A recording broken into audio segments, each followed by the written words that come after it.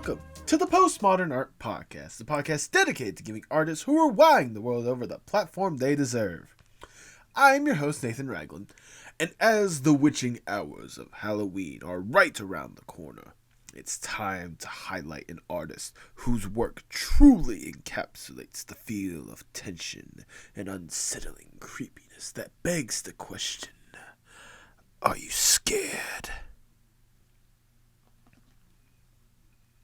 Today we have Jabberwick, an Australian artist whose spine-tingling illustrations of their beasts are a sight to behold.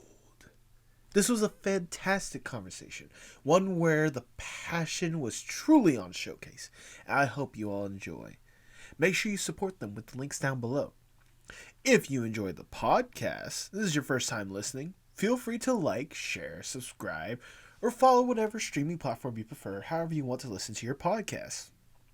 Also, feel free to leave a 5-star review if you're listening to this on Apple Podcasts, and leave a wonderful review. You can take that support one step further by going to the merch shop at pmap.creator-spring.com, where you can see incredible designs made by some outstanding artists. Also, tomorrow is the last day for you to take advantage of the PMAP anniversary sale by using the code PMAP1 to get 25% off your order. Finally, if you want a place to talk more about this podcast and other outstanding ones in the Apocalypse Podcast Network, consider joining our Discord server, where we can talk more about this podcast, maybe something like Stranger Than Christian. There's a plethora of different podcasts to talk about. Plus, we can share memes. There's already a wonderful group of people in there. We just need to make it a little bit more active, and we could do that with your help. In fact, let's hear about another stimulating podcast in the Apocalypse Podcast Network. Because this virus attacks the lungs, it's never more infuriating when you realize that your life has a price tag on it. The truth of the matter is we are in the middle of an apocalypse. There's no leadership. I went from being an ER nurse to you're a healthcare hero. I feel like a sham. Apocalypse Now is a podcast that asks if we are living at the beginning of the end. I'm Joanna Van Thine. Join me as I talk with interesting people and decide if we're all doomed. Subscribe wherever you get your podcasts. And now, without further ado, please enjoy the Postmodern Art Podcast. Thank you so much for inviting me onto this. It seems like it's like a delightful little project, something that I definitely enjoy being a part of. Well, I appreciate you taking the time out of your day to sit down and chat, do all this kind of stuff. Hell yeah. My producer, Tipsy, was the one that kind of led me to your direction, and I saw your stuff, and I'm instantly like, I need to know more. Thank you so much. Is your wall green? It is green. I'm glad you noticed. My entire room is green. I mean, technically mine is. It is green. I mean, it was when we moved into this house. This was whenever I was younger. This is actually my older brother's room, but my room is over there, and I also had that room green. Green is one of my personal favorite colors, which I'm sure we'll talk about more. Oh, can you tell from my artwork? Yes, I am obsessed. No, I never would have guessed.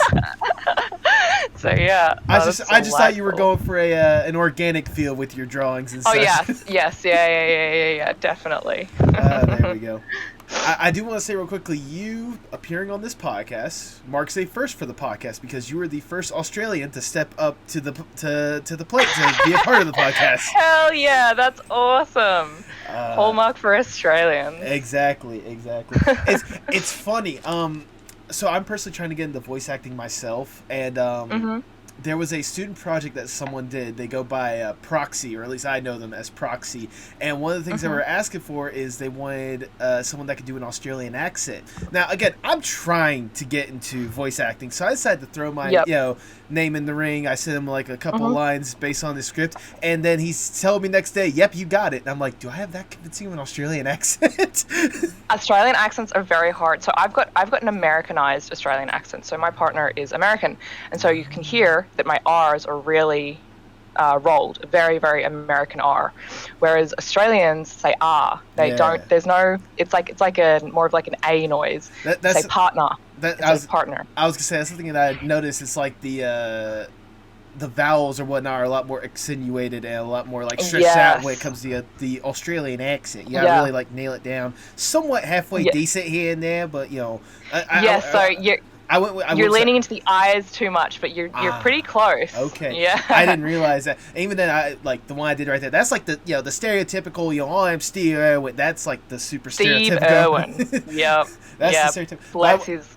Rest in peace. Yes, absolutely. I went with more of like it was more of a somewhat lower, like almost somewhat British-esque, but not really. But yeah, again, I was just trying to get like, my name out there. You got the essence of it. I got the essence of it. That's good. What's funny is, so like again, I'm an American trying to do an Australian accent, and then there was the person that was acting across from me or whatnot is a legit Australian voice actress. Oh, there you go. So there you go. I'm hoping my accent doesn't seem weak in comparison. Yeah.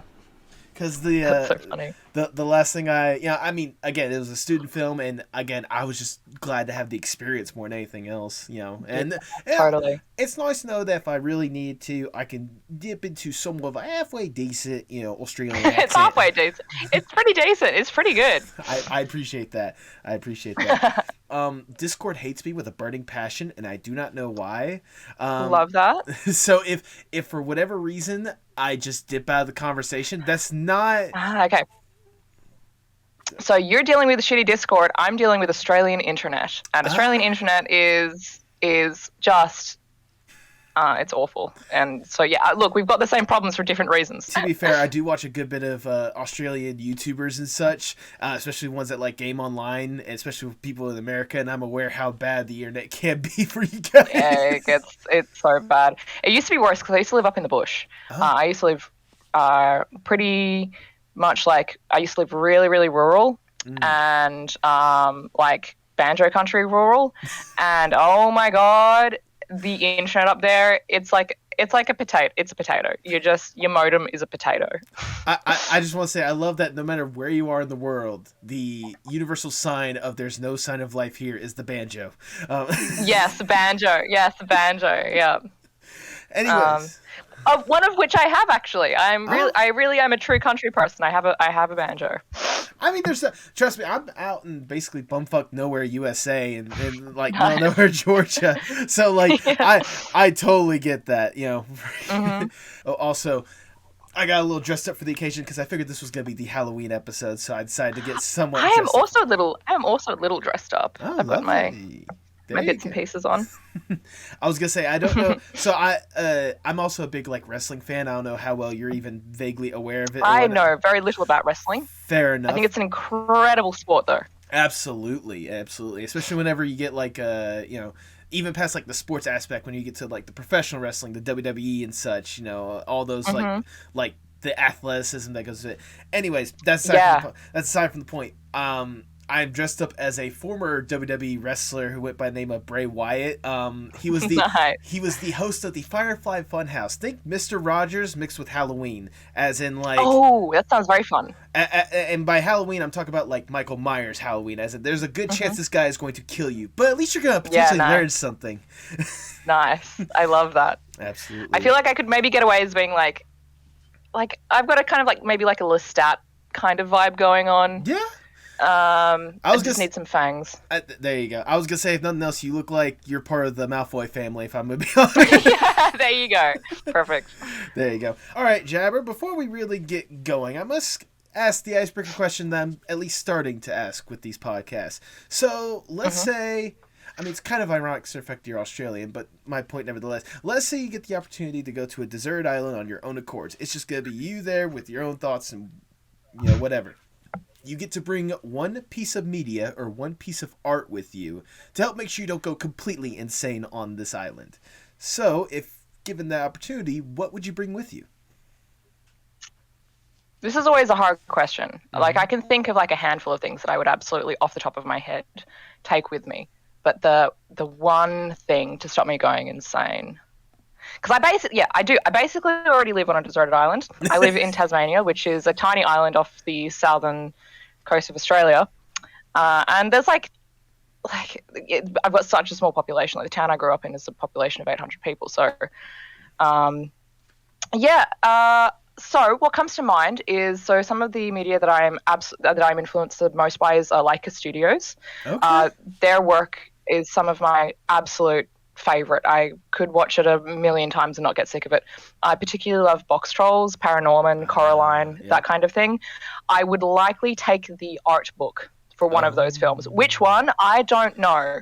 I need to think about that a little bit more. I feel Probably Paranorman. I was gonna say, I feel like they Go on. have like I'm sure they have like a combined like best of, or like a combined art book with like the past however many years, something like that. I have the Paranorman art book, Okay. and it is I cannot recommend, because like Leica films aren't really made for like merchandise. Like you look at Disney films like Frozen and all of that, and they're really made for merchandise. Leica films aren't, and so there's not a great deal of merchandise that you can get of the films, but they always release like stunning art books, and I cannot recommend. They are just such rich reservoirs of inspiration. But yeah, I'd probably take one of those. I was gonna say, if nothing else, I know for me personally, Coraline always has like a soft place in my heart, so I would love to see like the art book that went behind that one. Coraline is so good. For me, it's kind of like one of those books where one of those films where it really did the book justice, I think, because I have read the book and it was delightful. But I kind of went into the film being like, all right, what are they going to do with this? And it is so good. It's awesome. The aesthetic, the props, the sets. I was listening to a guy talk about how it was like an interview, and they were like, it's amazing the sheer reach that our artists have. They were like, he was talking about how they needed someone who could make these little wooden masks, and I believe this wasn't for Coraline. I believe this was maybe for Kubo and the Two Strings. Oh, okay. And they were like, oh yeah, we've got a guy in the art department that does that, who has a history of making miniature wooden masks. Like that kind of flexibility and like that sheer amalgamation of creativity among these people, I think, is amazing. I mean, if nothing else, I feel like this podcast is a perfect accentuation on that point. Yeah, exactly. By the way, if there's anyone from Laika Studios that is watching this podcast for one reason or another, you're more than welcome on the podcast. Just give me a heads up. Yes. Please contact us, please. I might bring you back just so you can have that conversation. But oh yeah. But nevertheless, an art book from Laika Studios. Is that what are you locking in the answer? Is that what you want to bring with you? I think I'd lock that answer in. Yeah, I think I would take the VizDev book or the art book from one of my favorite Laika Studios films. Yeah. Then if that's the case, I can't think of a better way to start the Postmodern Art Podcast. Welcome everyone. I'm your host, Nathan Ragland. Feel free to subscribe or follow whatever streaming platform you prefer. I'm a part of the Apocalypse Podcast Network. Go to apocalypsepodcastnetwork.com for more about this podcast and other outstanding ones in the network. And follow us on Twitter and Instagram at PostmodArtPod for future updates and guest announcements, including today's guest. They are an illustrator and artist with a plethora of creatures and monsters in their repertoire, like rats, wizards, jabberwocks, and more. Welcome to the podcast, Jabberwick! It's me. So good to be here. I felt so excited to be invited onto this. It seems like a really cool project. Well, once again, I'm going to give a major thanks to Tipsy for leading me in your direction, because because this is going to be our Halloween episode. You know, Halloween is right around the corner, and I wanted someone that really gets like an aura when it comes to what Halloween can be, kind of the horror, the creep, the tension that can go behind the atmosphere. Yeah. And I saw several of your art stuff, and I knew immediately I needed to get inside your head and figure out what warped you to get to this point, because you've got some like intense and creepy stuff that I will definitely shower more praise throughout. But before we really jump into what you're currently making, I just want to go back just a little bit, or maybe longer. I don't ask for age. I want to know the origin story of Jabberwicks. What exactly got you interested in art in the first place? I have been drawing my whole life. From when I was like could hold a pencil. I've been drawing my entire life. grew up in a very ramshackle family of artists. My father is a potter. My uncle, his identical twin, is a professional mime. My mother made clothing. Our grandfather was a musician. Our grandmother was also a potter. Like I've grown up surrounded by art. Okay. And so getting into it was like that was always really. I feel like I was so lucky to grow up in like an atmosphere that promoted creativity like that. Yeah.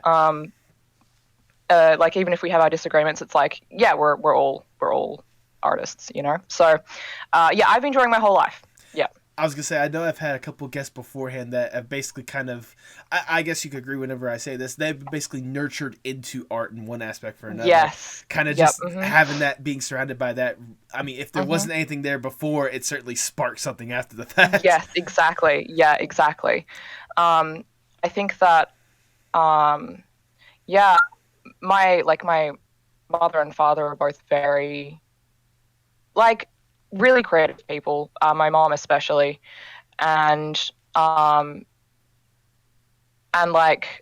I don't know, like, I grew up with interesting art. I grew up with like comic books and like all of that kind of thing. So yeah, I don't know. It's just something that I've always been surrounded by. I mean, if nothing else, the uncle that's a mime. I mean, that's just a good conversation starter. Yeah. Except the mimes Shout out can't to talk. Uncle Dennis. Yeah, my uncle. Yeah, he's a professional mime. He's a mime artist, and it. I believe that it actually runs in my family. So my grandfather was also a mime, and I believe that his grandfather or uncle or something like that was also a performing artist in that regard. Yeah, my uncle is a mime. He's been on like TV shows, which is cool. He was on but like you know, like Australia's Got Talent, that kind of thing. And he works professionally on cruise ships. Okay. Doing performance art. Which is like, okay, it's awesome. Whatever pays the bill, something's got to pay for the fake car that mimes can do. Anyways, exactly. So exactly. So from someone that's basically been like grown up and nurtured, deeply rooted in art from a young age, when did you go from just a part of your life and just a love that you genuinely have to a passion and then making it your career? So that was relatively recent. That has been over the past probably 4 or 5 years, because this is where I get very, very, like, I believe that art is a skill. I believe that when you grow up in an artistic household, that it's a skill that's encouraged. It's like if you grow up in a family that loves sports, or music, or it is a nurtured skill. But I learned how to think when I draw relatively recently. And the switch, oh my God, it is nuts. This, like, figuring out like my direction, figuring out what I wanted to do, it was stuff that I've always been doing, stuff that I've been doing since I was like a teenager, artwork that I've been doing since I was a teenager, but I fluctuated so much in what I drew, in how I drew, in what I was influenced by. And I feel like over the past few years, I have just been consolidating. And I've been being able to look back at my own art history, and I've been able to be like, this is what I liked from this little era. This is what I liked from this era, and cherry picking them and taking them and just sort of like wrapping them up. And I mean, I don't know. I feel like I hit a stage of like actually learning to think when I draw, and that really, really changed how I approached art. And it made me feel like, okay, I feel like I've got my hands on the wheel now, and I understand what I'm trying to do and where I'm trying to go with it, and that helps push you into a professional atmosphere, I think. I mean, that I can certainly understand where you're coming from. Just kind of like, after a certain point, it's not just, oh yeah, there's art around me, or, I love doing art here and there. It's just, I know what I want to do, and I know how, I need to know how to do it. Exactly. Yeah. That process, that is the biggest, the biggest hump that you have to get over, essentially. Like, if you're wanting to do what I do, that's the biggest thing. Like, I think that there's two ways of seeing art, but like, okay, so for example, I see a lot of these videos on YouTube, and it's like these people who are just, it's all about the skill. And it's like, if you're not grinding your art skill, then what are you doing? And I disagree with that. I think that art is so subjective, and it is so like, you do with it exactly what you want to do. For me, I really, really wanted to push myself, and I wanted to push my work. And it felt like because I don't have a formal education in art, I did notoriously bad at school. My highest level of education is year 10.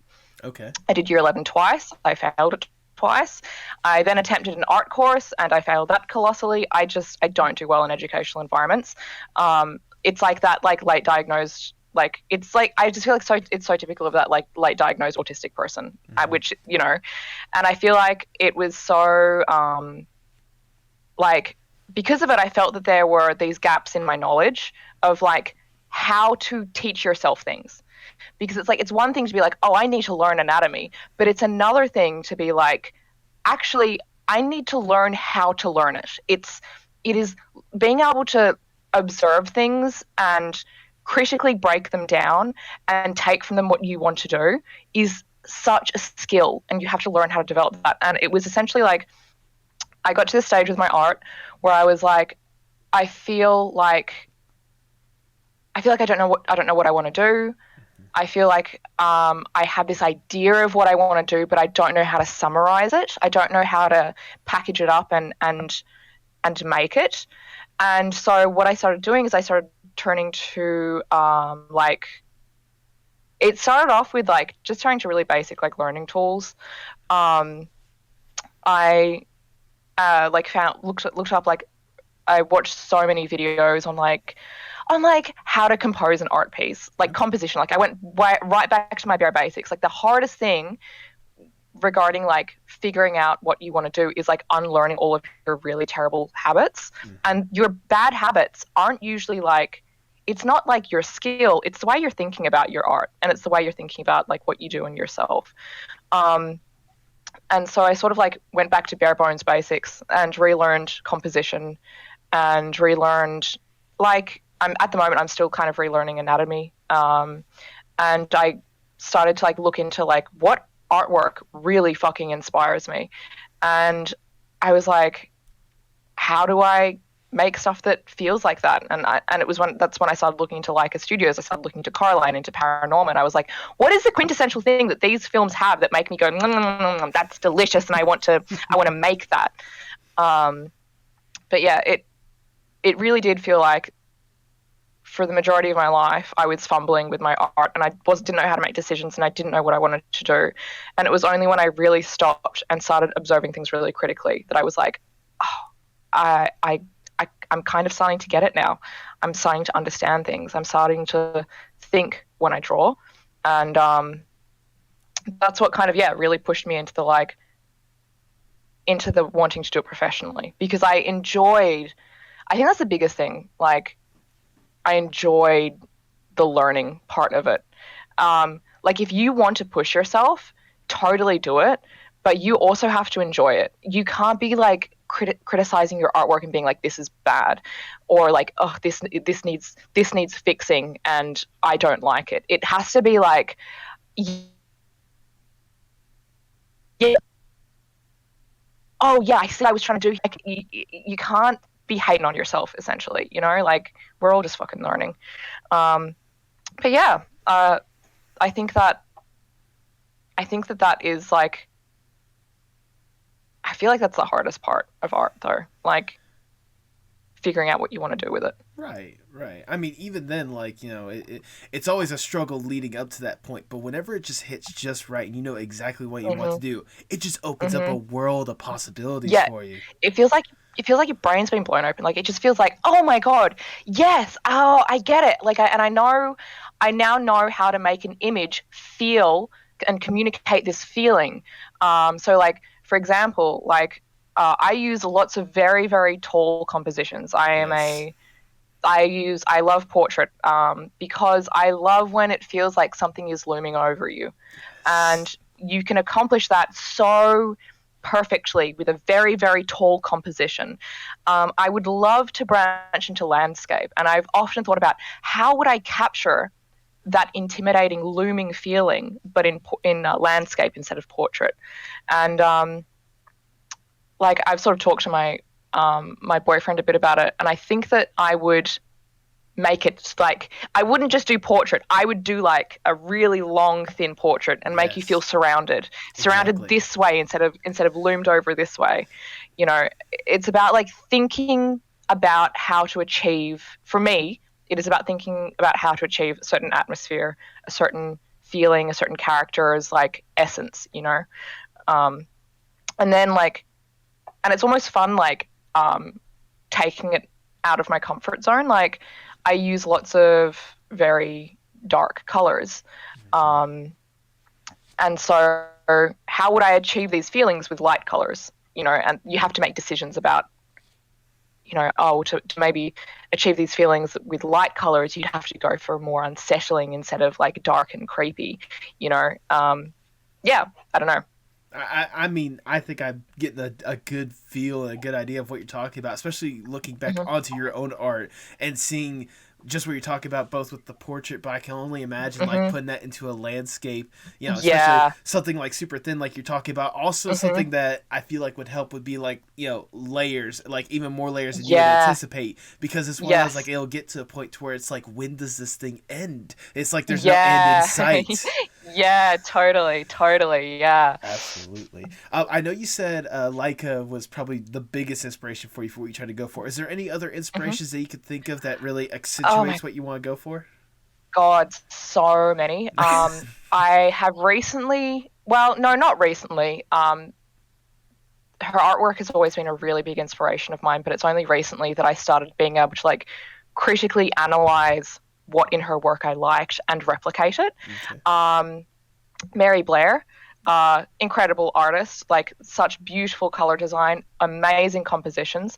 One of my biggest modern art influences, like literally just like an artist who posts online, who I'm so, their work is just so incredible, is Tanglefoot. Okay. If you haven't seen someone called Tanglefoot, they're not as active online as what they used to be, but when seeing their work, I first found their work years ago. I've been following them for like 7 years, but it was the first sparkle of like, someone is really like making decisions in their artwork, and I want to learn how to do that. Right. Tanglefoot's character design is so incredible. Their compositions are amazing. Their characters are charming and funny and diverse and beautiful in their diversity, which I just I love. I also love I love, who else? Let me think about it for just one moment. I love Abigail Harding's work as well. Their work is really, really incredible. They do a lot of like sort of like Doctor Strange. They do like awesome like monsters and tentacles and really, really, really beautiful stuff. There's Michael, one of my biggest influences. Sorry, I'm just like scrambling to my journal where I note down all of this stuff.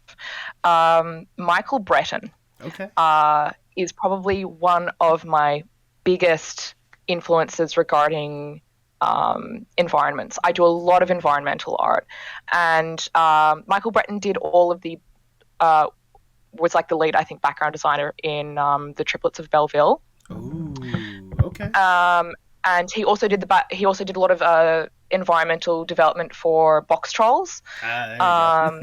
Yeah, and so like that, like really crooked buildings, that like really interesting, really tall compositions. His work is just like gives me chills. I love his work so much. I can only imagine.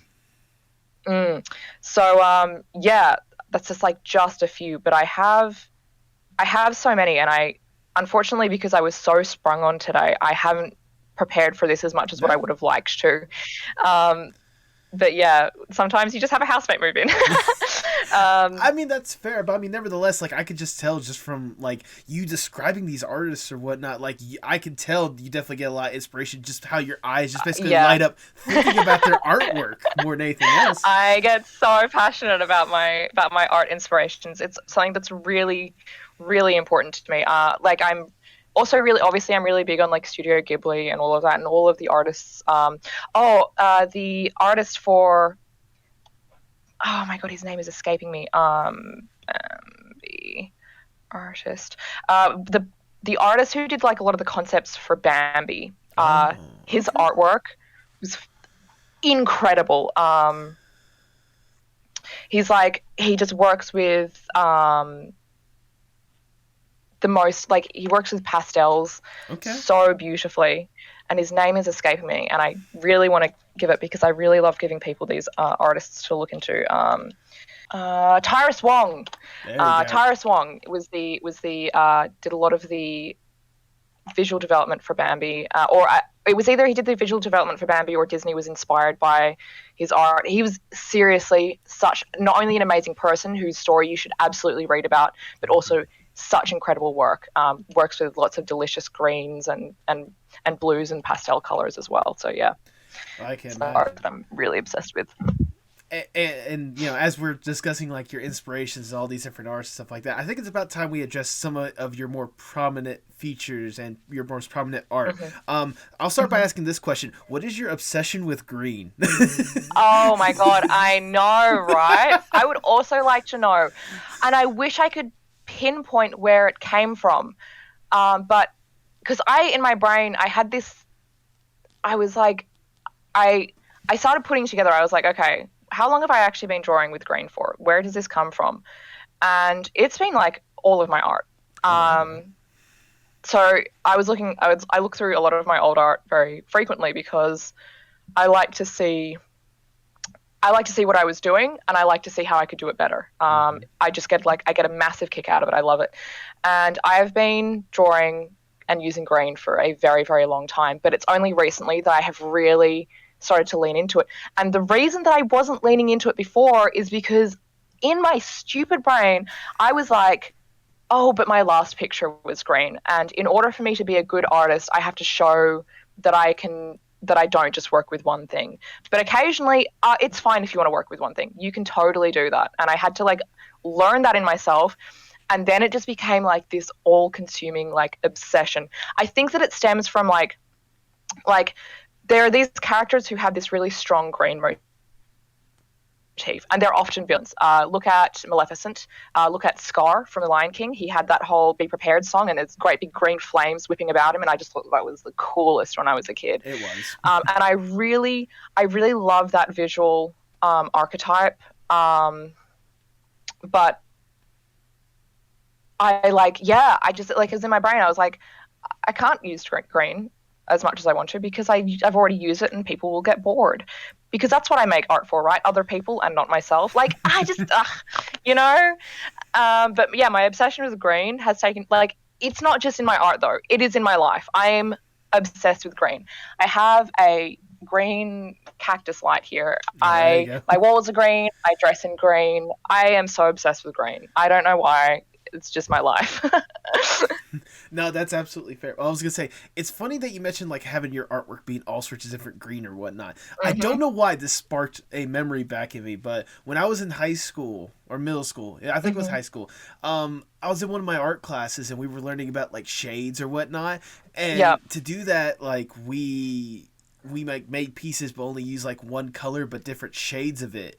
And I didn't just, like, draw an image out or whatnot. What I like to do is I'll take, like, a single line and then draw out from the line to create, like, many different shades to do, like, a trippy image or whatnot. And for some reason I was fixated on green to make that like image look like something else. So I painted over it. Color. It's a great color. Like, I remember it, like, I use, like, super duper dark greens, like, you know, that was almost kind of a grayish or whatnot. I use, like, the lightest of green that looked like maybe, like, snow trying to peek at, or grass trying to peek out of snow or whatnot. Like, it was it was insane how much green I use, but like you're taking whatever little obsession I had there and just taking it to a whole different level. I also feel that green is like I think it's like a really good way to like nail the aesthetic that I'm going for. Like I really love this like deep well, long hallways, like very haunting, and it's this really like ghoulish kind of green. It's very like, it's very Halloween, you know, which is perfect. But yeah, I think that it's like I think there's a few things that really kind of like combine to just drive this obsession I have for green. Yeah. Oh no, absolutely. I was gonna say I'm glad you actually mentioned like your aesthetic, because that actually leads into my next question. Nice. Yeah.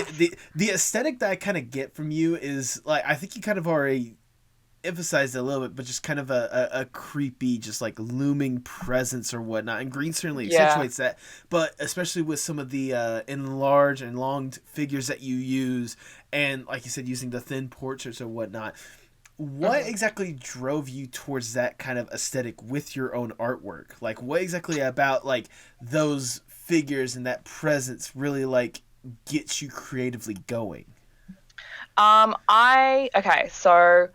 I have, especially in my like older art, my stuff from like 2013, I feel like I went through kind of like phases of dipping in and out of this sort of this style and this aesthetic. Okay. There's a few, I think it comes from the media that I'm really inspired by. Like my favorite character of all time is Nosferatu. There you and go. And so I grew up with I was the vampire obsessed kid, but like I've always really liked the old school vampires. No hate on the newer interpretations of vampires, but it was just like this this is like on the nose horror aesthetic of like Dracula that I just thought was so cool. And I really loved like that classic feeling. Vampires is what kind of kickstarted my like aesthetic development, I guess. Okay. I started drawing these really old, like these really like, I had like these characters that were super strung out, and they just developed over time, I guess. But my aesthetic comes from this. I've had a very intensive interest in really traditional horror, I think. Silent film kind of horror. Nosferatu especially. I was going to dress as him for Halloween this year, and unfortunately that fell through, which I was really disappointed about. But yeah. But yeah, and I think that, because I think that this is an aesthetic that has been done before. Like I think that you look at it and you can see like Coraline, and a lot of people say like, oh yeah, like Tim Burton, or like Nightmare Before Christmas. It's like just this like darker kind of aesthetic. I think that it's been done before, and I think that it's like, but I also like to try and do things that I think that I like and that I find interesting within it. Mm-hmm. And I was a Tim Burton kid when I was growing up, which is funny because like your taste changes so much. I have a lot of opinions on his work now. I loved Nightmare Before Christmas and Corpse Bride and all of that, but it's like, it's hard because it never really stemmed from one place. It was something that I built up over time. It's almost like I'd need to show you, you know what I mean? This is where I can see that it started, and this is where it is now. But yeah, like building an aesthetic in itself it takes like a lot of work, I think. I'm especially inspired by, I think that's the other thing. I'm so inspired by Art Nouveau. Oh, there you go. And I'm so inspired by, oh my God, like the borders in Art Nouveau. They're just so beautiful. And like, I'm really, really inspired by, the movement of it all. Like it feels like the pictures are moving, and that was something that I was like, okay, how can I take that and capture it within this way that I'm doing. But yeah, I think that it comes from horror, it comes from Nosferatu, it comes from Dracula, Art Nouveau, but it also comes from like, this amalgamation of sort of influences that I have. Yeah. I mean, I was gonna say fair enough. I mean, if nothing else, I've talked about this before on the podcast, but when it comes to like art journeys and stuff like that, it's never like a linear path. There's all sorts of different terms. There's all sorts of different sights to see along the way. I mean, as long as you're keep going along this path and keep producing the amazing stuff you've been producing. I mean, who am I to question how many times you stop for a quick break to catch the scenery? Am I right? Yeah, that's it. That's totally it. Yeah. What is it about horror in particular that like really drew you in and like really grabbed your attention? Like, is it kind of how it can create that tense atmosphere in scenarios that might seem otherworldly at times? It's interesting because I'm not super into modern horror. I'm not super into horror as a genre. But for example, I have never, ever read Goosebumps. Okay. But when I was a kid, I used to, because I was too scared to read it, it terrified me, but I used to rent the books out just so I could look at the covers. Because they're so, those rich greens, those purples and pinks that they use to make something feel like magic. Like, it's like those colors to me looked like magic, you know? And so I think that like the thing that drew me to it was the aesthetic. It wasn't necessarily like the tense feeling. And I was always more interested. I was always much more interested in like I love Nosferatu, for example, and he's the antagonist of that film. But I was like, I want to know who this guy is. I want to know what his day-to-day life is like. And I don't know, characters that are represented so interestingly. Dracula's cape and his costume and I keep coming back to the colors because it's what inspires me so much about that classic horror, that like campy, like cheesy, like Creature of the Black Lagoon kind of like feel and aesthetic. I think that's what draws me to horror more than the actual content of horror itself, more than the suspension, more than it's like I like stuff that's much more I like subtle horror a lot more. There you go. I like things that feel like, you know, it's why I love cursed images. I love liminal spaces because you look at them and there's no monster. There's nothing chasing you. There's nothing coming to get you. And yet you look at that and you go, that makes me feel upset and I can't put my finger on why. And I like that energy in horror more than, you know, like heads being ripped off. It's more the aura and the presence that these things represent more than the content themselves, more or less. Yes, yeah, absolutely. There you go. I mean, it's, especially those like linear images, like you like nailed it right on the head. I don't know what is up, but something is off, and you know something is up with it. And I love like cursed images and of like liminal spaces. Like, you know, when you see a picture of like, and like they've had the flash on, it's like flash photography of like a bowling alley, and you're like, I hate this. It feels so cursed, and it feels, but I can't put my finger on why. And I think that I really, really like that, and I feel like that I've married that to like this like really like gaudy, ghoulish, like horror, classical horror aesthetic. I think, or at least that's what I'm trying to do.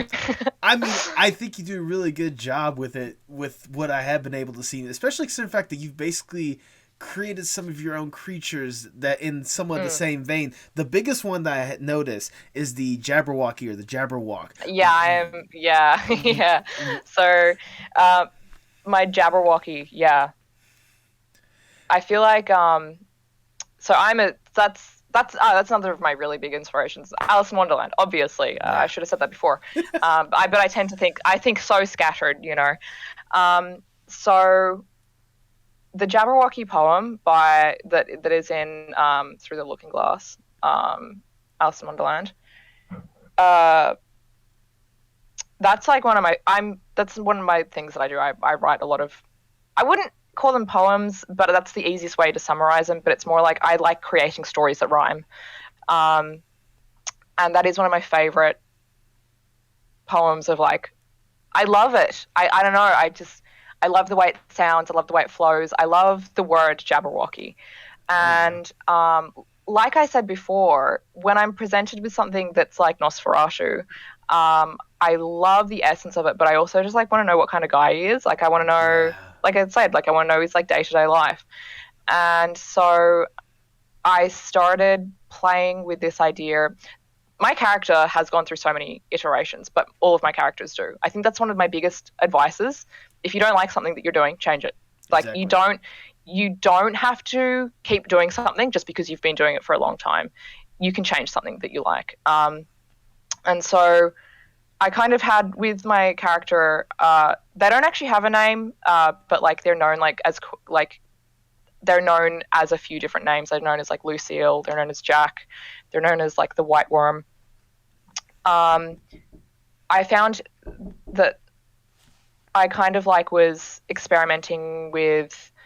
I started experimenting with this very like leech kind of aesthetic because I'm very interested in vampires, and then I wanted to push it further. I was like, I want it jankier. I want it like more deep well creature. And I started playing with the old Welsh sort of story of the knocker, the creature that lives in knocker holes, which is like a big long dragon. Okay. And I thought that was really interesting. And I was like, but I want it to be more than a dragon. I want it to be like a feral little gremlin dragon. And it was that I was sort of like, I feel like the word Jabberwocky really fits here. And I saw it, so I sort of started reimagining what a Jabberwocky might be, and what it might, and sort of like building lore around that. And in my lore, a Jabberwocky is simply a human that was essentially adopted and turned into a dragon by a very, very, very old dragon, one of the Aram kings, as I call them in my lore. But yeah, I really like lore building, and writing is, oh my god, it's like my bread and butter. I'm obsessed with it. When I'm not drawing, I'm thinking about my lore. When I'm not, like I'm thinking about my characters all the time, and I've got a few like made up creatures. Like I've got like Kuroko, which are these little they're like a kind of like a forest troll, and I've got like Ifwitch, which are humans that avoided their death, and so they just like cannot functionally die, but it's kind of a disaster, and they have to figure out kind of like they have to work their lives around that.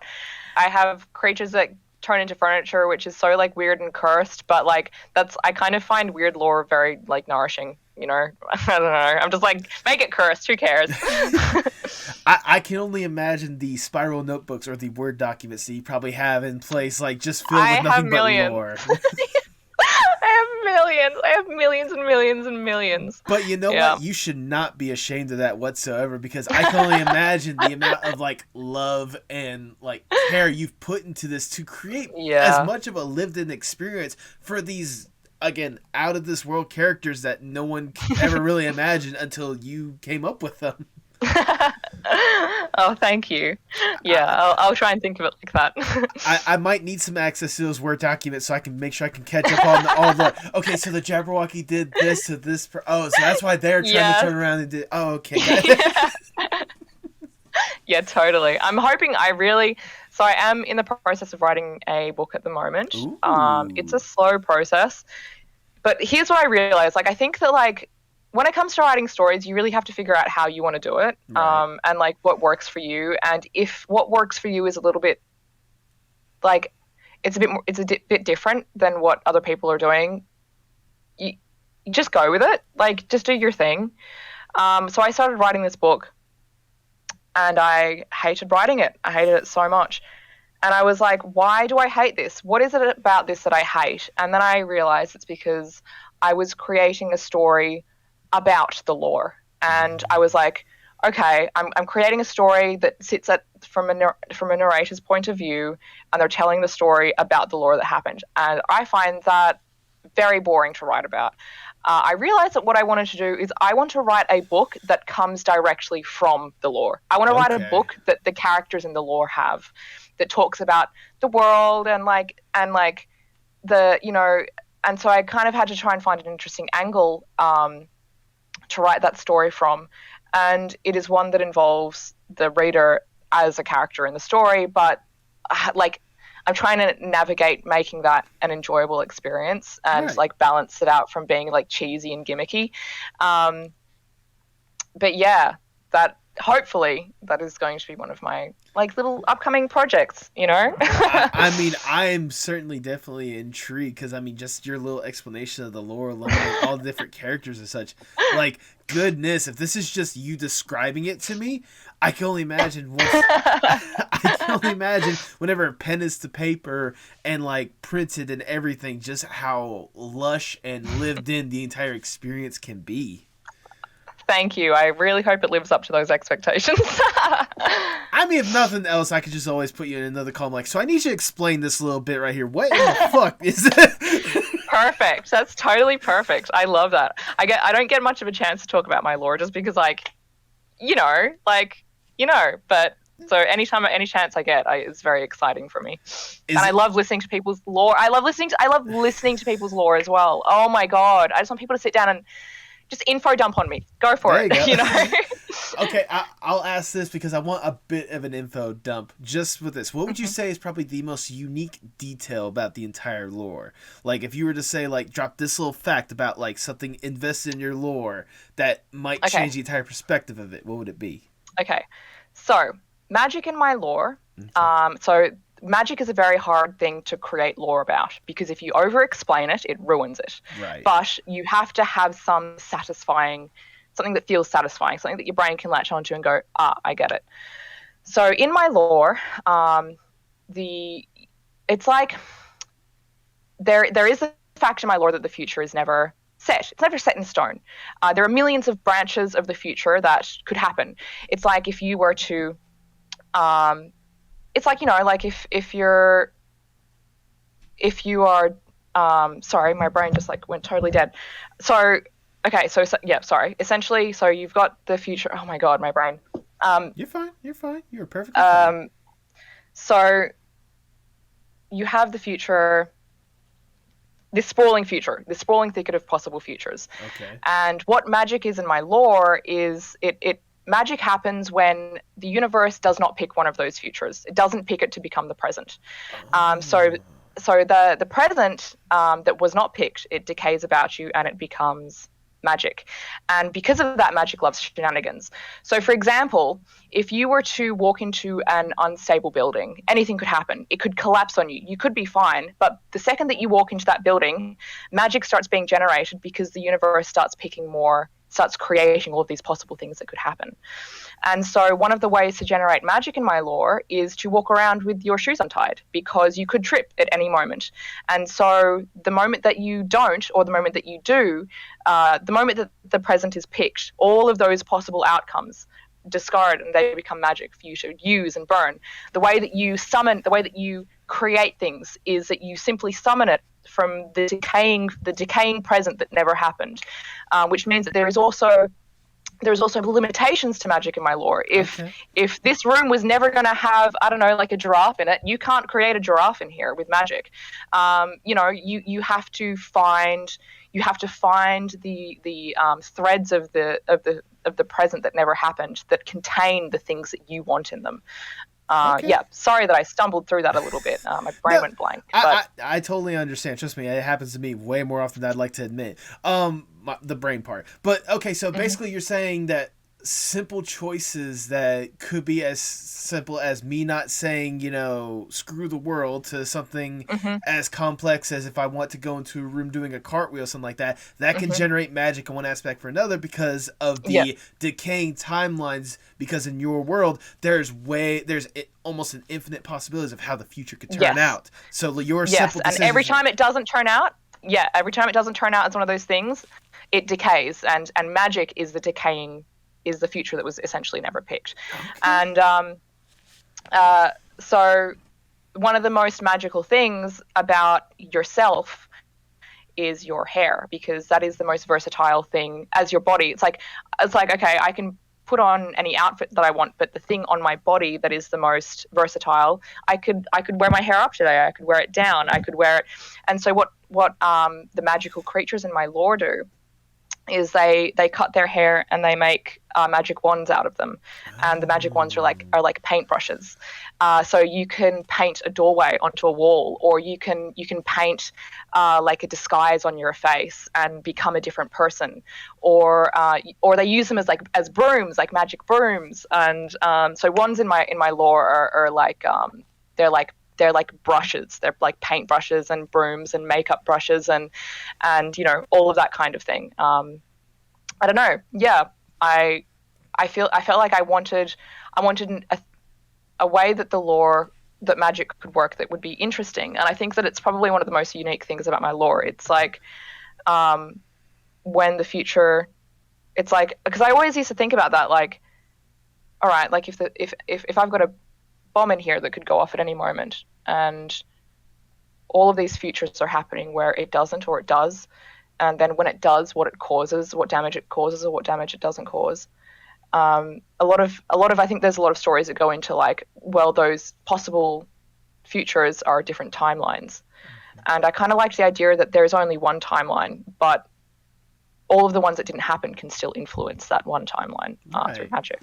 I mean, I know I said unique. That is one of the most unique things I've heard, not just of lore in general, but just of a creative venture. I like it's Thank you. It's really interesting, and I if I wasn't already invested before, I'm definitely invested now to see more of like how that could affect like whatever timelines these characters you've placed in it, because that just seems again, that's just you. Wow, like that is very thought out. That is very thought out. If I do say so myself. I think about it to a fault. And like, it's like fairies do things to generate magic. Like they'll walk around. It's like, because also just like the belief that something will happen is also enough to cause timelines that don't happen, or possible futures. Like the idea of bad luck it's like, because you believe it could happen, the future kind of is like, well, look, you believe it might happen hard enough, so we'll put a pin in that one just in case the and so fairies walk around inside with umbrellas up because it's bad luck, and because it's bad luck it generates magic. It's like, it's the description of magic in my lore is that magic loves shenanigans, and anytime that you are doing something precarious, that you're doing something risky, that you're taking a chance and that you're being bold, magic, the universe is like, oh shit, this could happen. This could turn out in so many different ways. Here are all the ways that it could turn out. This infinite sprawling thicket of futures. And then when it does settle on what occurs, when it does settle on a present, when it follows one of those pipelines, the rest of them just decay away. They peel away and become a bonfire of magic for you to burn and learn about and discover. Yeah. Goodness. Like I said, I can only imagine the amount of time and effort you've put into this kind of stuff. Yeah, I've been thinking about it for a while. Good. Keep thinking about this stuff, because again, I definitely want to see more of this stuff. I want to hear more about all this stuff, because that's, I get just that little aspect of it that sort of drives the stuff forward a little bit. If that's like the base for a lot of that stuff, I can only imagine like some of the side effects that nothing else. Yeah, totally. Yeah. So I try and I don't know, I feel like I really like facts. Like I value facts so much, and I love to learn, and finding that balance of explaining and giving a satisfying answer, and then over-explaining and ruining the atmosphere and magic. 'Cause that's what over-explaining does. It destroys the atmosphere. It destroys the magic. It makes things feel scientific rather than like fantastical. Right. And finding that balance has been so difficult for me. It's so hard. But I've slowly learned how to like hold myself back, to reel myself in, to be like, all right, this is where you need to stop this explanation, or else it'll become too wordy, too sterile. Yeah, too wordy, too sterile, too boring to read through. But yeah.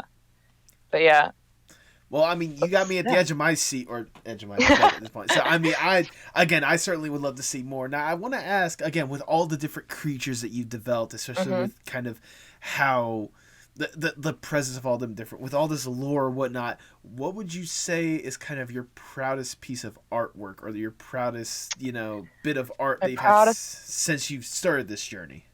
So it's interesting. So I create a lot of music. I compose a lot of music, and I'm very, very proud of a lot of my music. I think that, so I started creating music because I was like, I have this world in my head, and I'm very interested in looking at it, but I also want to be able to hear it. Yeah. And I want to know what it sounds like. I want to know what the score is to this place. And so I started writing music. And a lot of the work that I am really, truly, like, really proud of is my musical pieces. My illustration pieces, I feel very satisfied with pieces where I have really captured that long composition. I feel like my music is it's like way more personal to me than the rest of my art. Mm-hmm. It's more personal to me than my music. It's more personal to me than my writing, than my artwork. I feel like when I create my music, I feel like I'm taking a step back from the visual direction of my story, and I'm creating the score to it, that I'm creating what it sounds and feels like. And I feel like I enjoy it so much. I enjoy making music so much. I enjoy capturing sounds that feel sneaky and mischievous and or deep and looming and haunting and I'm really proud of that. But I was also saying that picking up which picture I'm the most proud of and saying this is the one that I'm most proud of is hard, because it's so contextual for me. So like I can find a picture and I can say I'm the most proud of how I captured the perspective in this one, whereas another picture I can say I'm the most proud of how I captured the expression in this one, and the color scheme. There's no one picture that I feel really proud of, right. Singularly. It's like an amalgamation, it's like I'm starting to get back into animating as well, and I'm so happy with what I've created with my animations and pairing it to music, or so yeah, it's kind of hard to say. I also feel very proud of my lore. And I feel very proud of, how far I've come in my art journey, I think, as well. That's something was really rocky there for a while.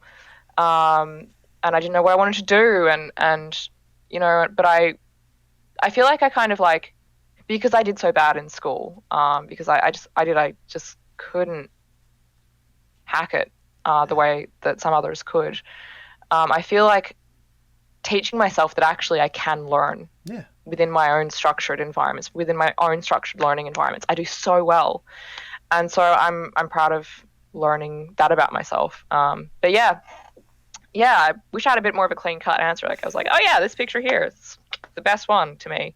But it's a bit more complex than that for me. If I may say, when it comes to this conversation, when have we had a clean cut answer in the first place for any of your stuff? Yeah, I know. Especially when it comes to your passion, I'm always a person to where if you're passionate about something, you should let it flow no matter what. And I feel like with you, with all these different aspects that you have that you should be proud of, that all these different ones that you are personally proud of, it shouldn't take away, any less of your artwork. If anything, it should reinforce it a million times more of why your art is incredible in the first place. It goes back to thank you. Yes, because you definitely had a lot of love and passion, especially with the art journey that you talked about at the beginning of the episode.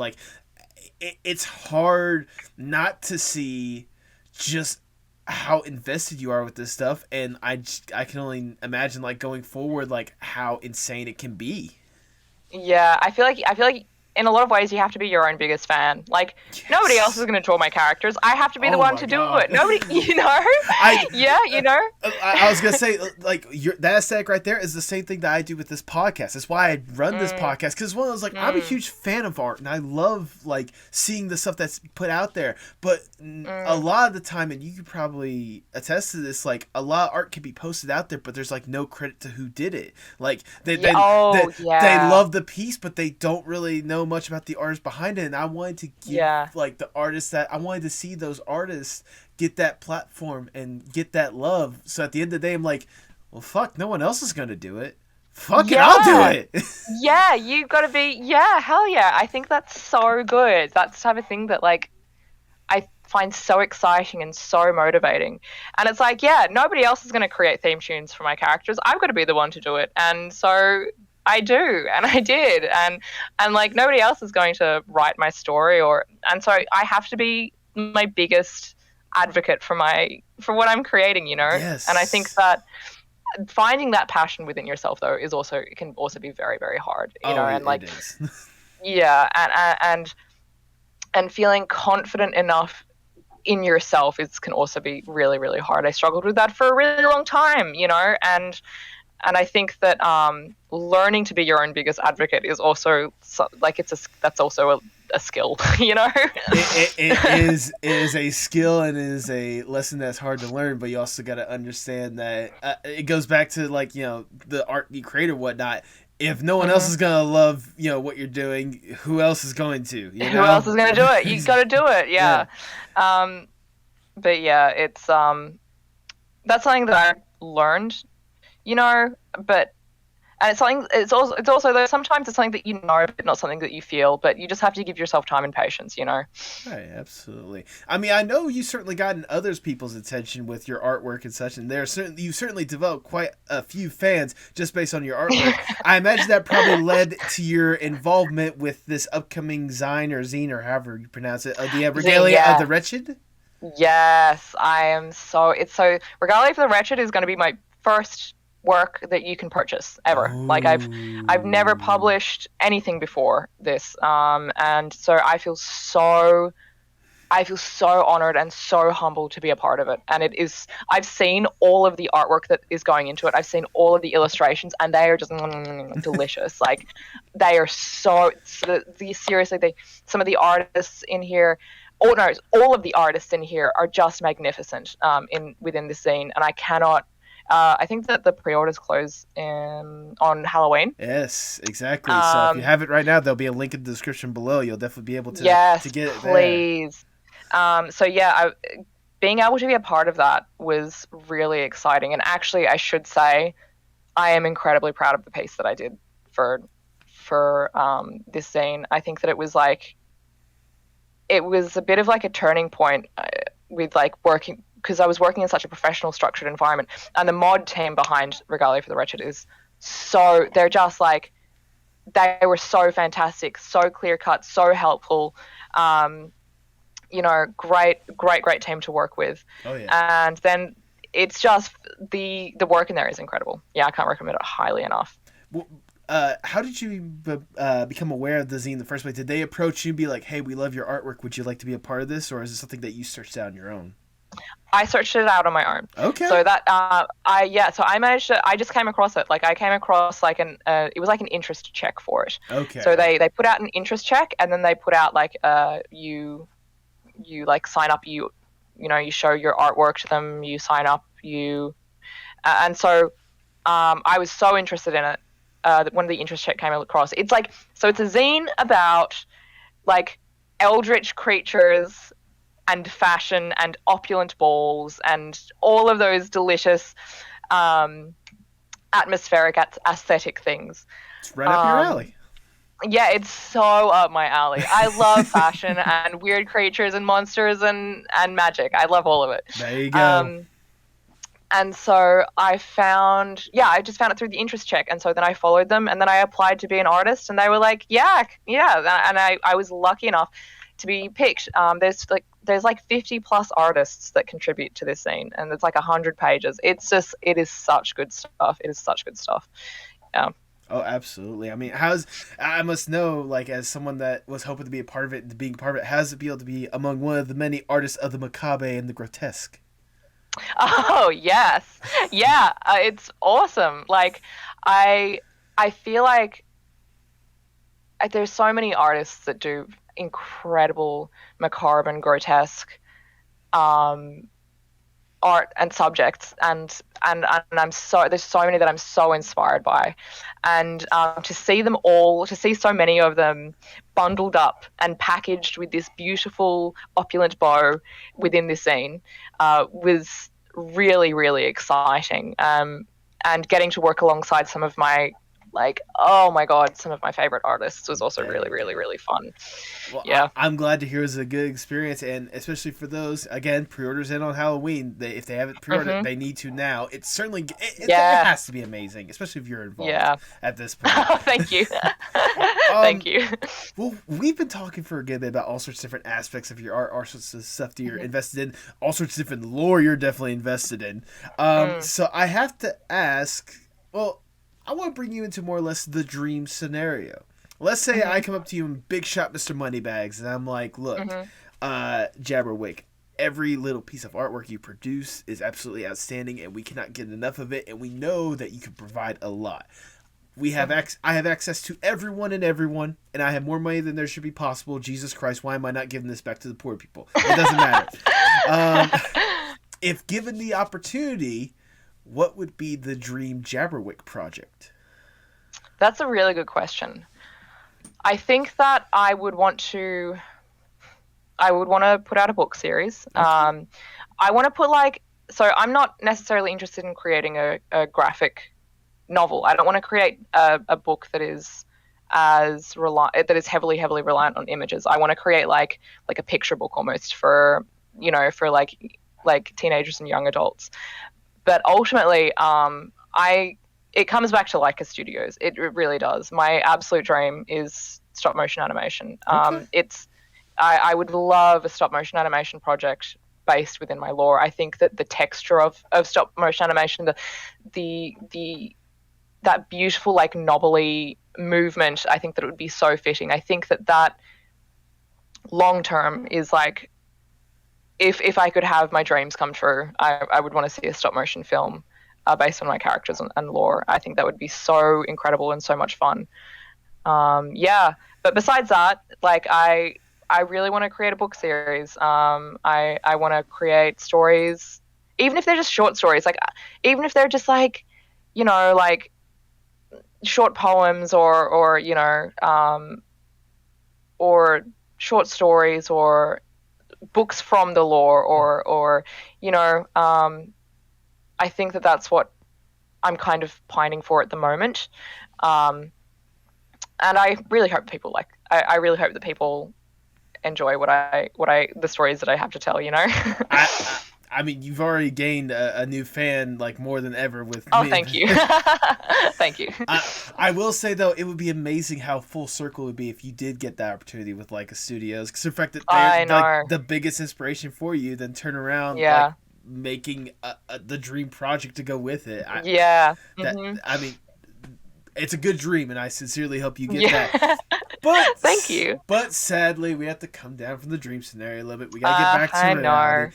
And I'll ask, such a shame. And I'll ask the ever so generic question: where do you hope to see yourself 5 to 10 years from now? That is a really good question. I don't know. I hope all I can really hope 5 to 10 years from now. I hope that I'm making work that I hope that I'm still making work that I really enjoy making. I hope that I am happy, and if I have progressed in my adventures and endeavors, and if I am publishing a book, if I am working on like maybe like a mini comic series, or I hope that whatever I'm doing, I'm happy. That's all it really comes down to. I am going to potter away at my projects, and if they go somewhere, that's great. And if they don't, I enjoy making them while I make them, and that's all that really matters to me. Yeah, I think that wherever I am, I just hope that I'm happy. I hope so too. I sincerely hope so too. Thank you. Well, as we start wind down the interview, I just have one last question that I want to ask. Obviously, it should go without saying how invested you are with art as a whole and all sorts of different aspects. And who knows how many more you might pick up. Maybe you might develop the little mime thing just like your uncle. I'll just become a mime artist. We'll do another interview and I'll sit here and I'll be miming the wall, you know? It's like all your answers will be like, the wall, I'll have to do a pantomime. I'll have to act everything out. There you go. But nevertheless, like with how deeply entrenched you are with art at this point, how important is art not just for you, but for the world as a whole? I think it is, oh my God, it is so important in so many different facets. Like, my artwork is important to me, and that's all that matters to me, is that it's something that I'm enjoying doing. And I think that artwork as a whole is such an important, like we evolved to do it. We evolved to create things because it is so entrenched in who we are as people. And I think that we need to be encouraged to make art, make things so that you can make something, make things because it makes you feel good, make things because you enjoy doing it. That is so important to me. That is such an important thing to teach people. It is such an important thing to be consciously aware of. I think that, like the arts are criminally underfunded and all of that, especially cultural arts, I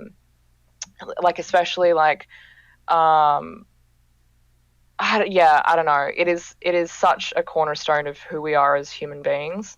And I think that it is deeply, deeply important, yeah. I mean, I personally could not agree more. It's a wonderful way to word it, if I do say so myself. Jabberwick, I've already showered you with a bunch of praise, but I'm going to shower you with some more because it's my podcast. I do what I want. I already told you how invested I instantly was just by seeing your art alone, just kind of seeing the creepy tension that you create, the atmosphere that you sort of invested in it to create this unsettling but yet satisfying aura to it that I just could not get enough of and I thought was perfect for Halloween.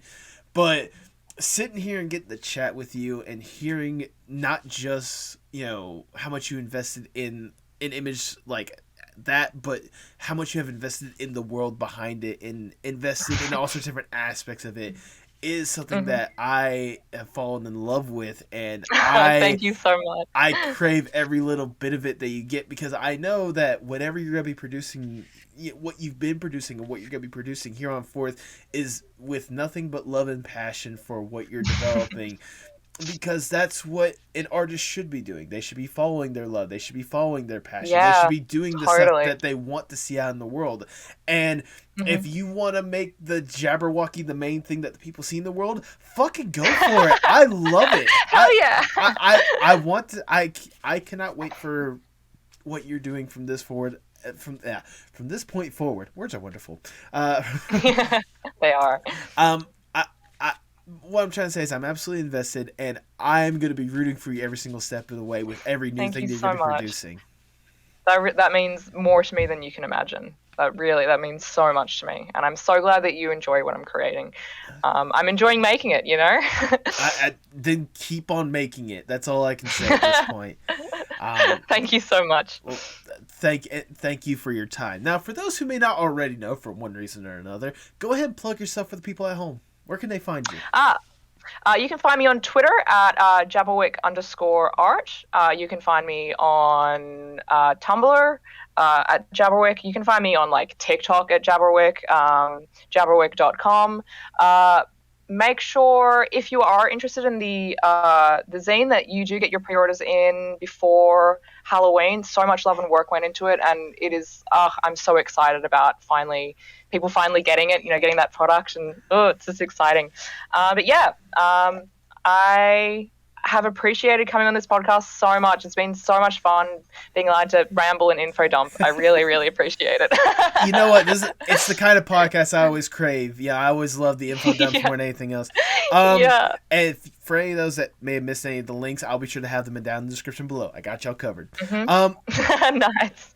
Do you have any final words before we sign off? In the most sincere, from the most sincere place possible, make things that you enjoy making. I think that that's such an important message to me. Make what you enjoy making, and like, the world needs more of that. Do what you feel passionate about, if you have that opportunity. And be happy in yourself and love yourself. Love your work. You deserve it. Be your own biggest advocate. Absolutely. Absolutely. With that, all I have left to say is, for the people at home, hasta luego, mi amigos. Bye.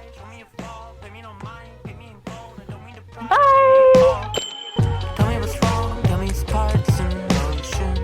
Sing me a song, tell me your eyes can all open. Show me it all, pick me up in the car you drove when you used to call. Show me it all. Thanks for listening to the Apocalypse Podcast Network. For more great podcasts, go to apocalypsepodcastnetwork.com. And remember, every time you support one of our sponsors, you're supporting the podcast you just heard.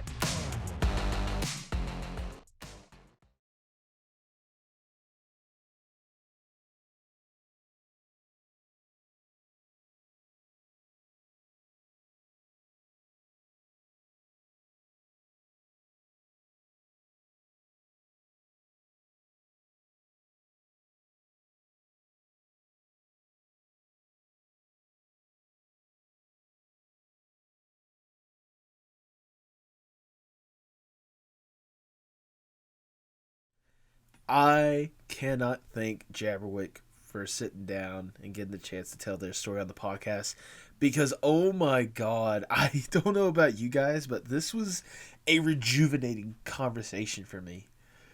I'm just seeing the wealth of passion that just flows from them talking about, their lore and such. Like, I was made aware of this artist thanks to Tipsy, and I will forever thank her a million times over for introducing me to them.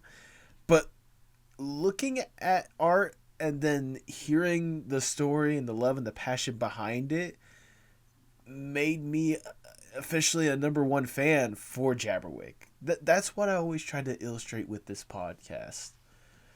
I love that passion. I love the love that they exude, because, like they said, if you're going to put yourself out there, make sure it's for something that you love more than anything else. I don't know about you guys, but I really got that perfect snapshot of a soul, more or less, with Jabberwick. And once again, I cannot thank them enough. They were a wonderful guest to have on. Speaking of guests, I'm going to walk back a little bit of my statement that I made towards the end of last week's episode. With the guests that I have planned for you guys, I might get all the way through November. The issue for me is not planning guests, like, on the schedule itself or whatnot. My problem is I booked way too many guests, and then guests fell out, and then I had to get new guests, and like that entire scramble really got to me. It was a tall order, but I got it somewhat settled down. I got a good couple interviews lined up for you guys, and I got some incredible guests that I can't wait for you guys to hear more about. I'm still looking for a few more. There's a couple that I'm trying to pine for in one instance or another. That I just know the conversation is going to be incredible for you guys.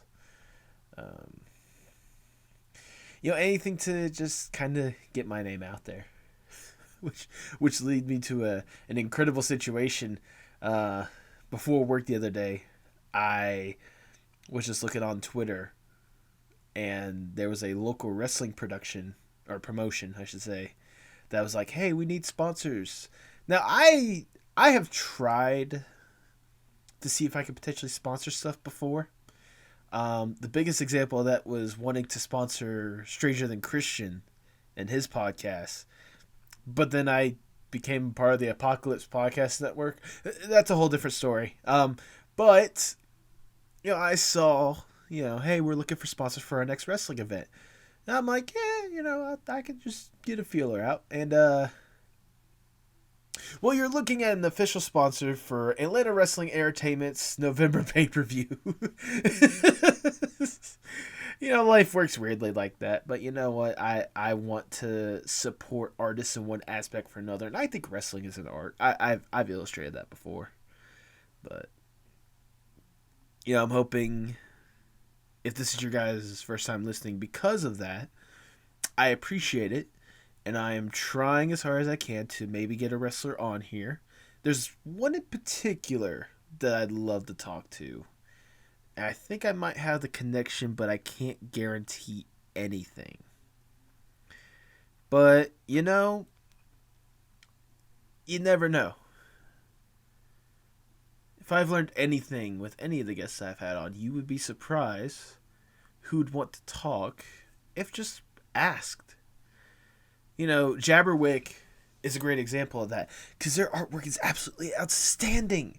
And it's incredible to truly see the presence and emotion and the subliminal messages that really get to you by looking at their art.